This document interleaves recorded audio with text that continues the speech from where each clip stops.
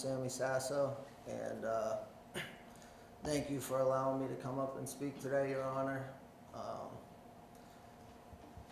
When I tried to sit down and write exactly how this has impacted me, getting it out on paper has just been super tough because it's just affected me in so many different aspects of my life. August 18th of 2023, I was shot in the gut during a carjacking, and I was rushed to the hospital, Wexner Medical Center, where life-saving surgery was performed on me. The bullet had hit my colon, blew up my colon, so surgeon went in there, about 40 different stitches and staples on the inside of my body, 25 on the outside. Next morning, I was rushed in for another surgery to fix my spine. The bullet went through my colon and hit my L5 vertebrae, and spinal fusion was performed, and getting all the fragments of the bullet out. When I woke up from that surgery, the surgeon told me that I'd be up and walking out of here in 7 days. And I gasped in disbelief because of how severe the injuries were. And I also couldn't feel my left leg. He swore up and down, you're going to be walking out of here, no crutches, no wheelchair, no walker in 7 days. And after about 3 days of me telling him that I can't feel my left leg, nor can I move it, he sits me down and says that there's been severe nerve damage from your L3 nerve running down to your left leg, and you might never walk again. So I went from walking out of here in 7 days to maybe never walking again. Yeah, that was a tough day, and I just prayed that it wasn't a clean cut on the nerve, and that there was a little possibility that I'd be able to walk again. I spent 41 days in the hospital. I went 24 days without food, 28 days in brain and spine, and then roughly around 2 weeks at Dodd Rehabilitation Center, where I started my recovery and learning how to walk again. Luckily, after 41 days in the hospital, I was able to get out, and I thought that those 41 days were probably the toughest days of my life. A lot of days with no sleep, dealing with pain.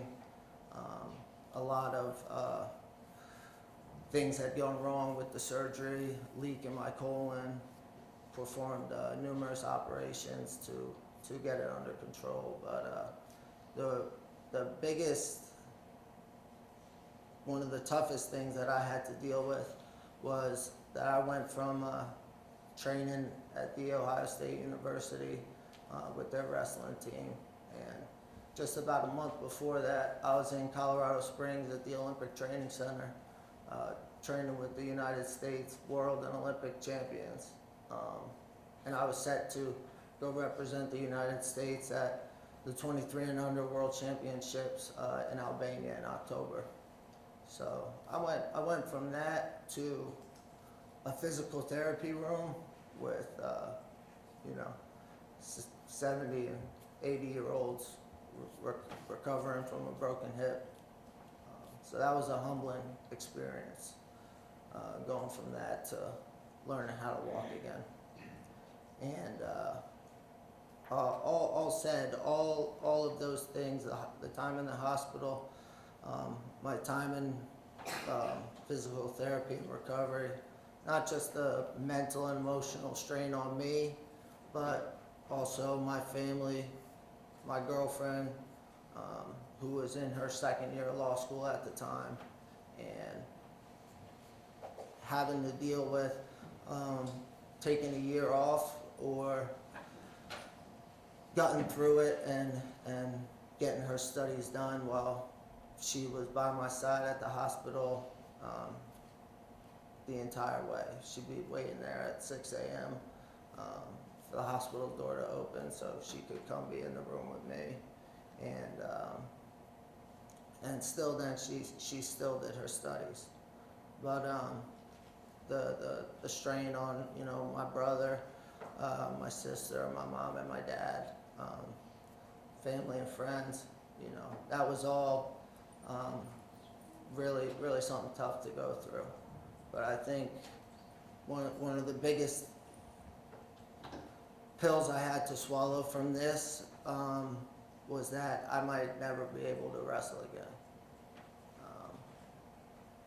You know, a lifetime dedicated to a sport and my craft, nearly 20 years dedicated to becoming a Division I NCAA champion. I had been in the finals twice before. I had taken second twice.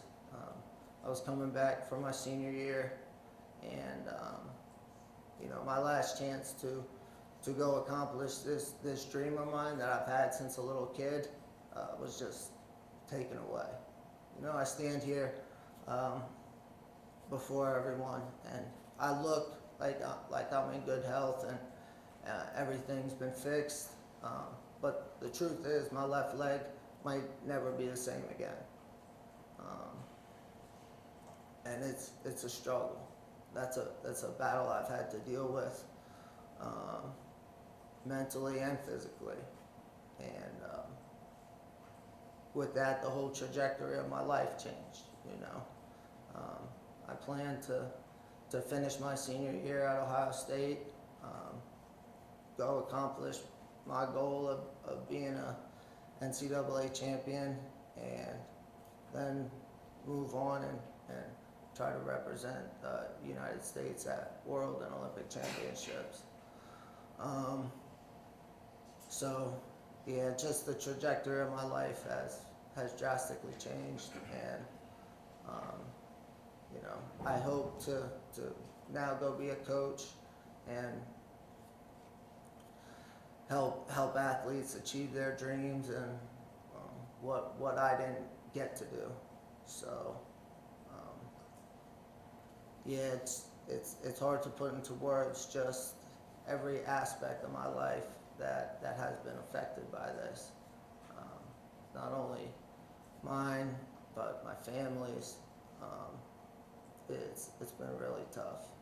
One positive was the outpour of support and love that I received from the wrestling community, the community at Ohio State, students, faculty, alumni,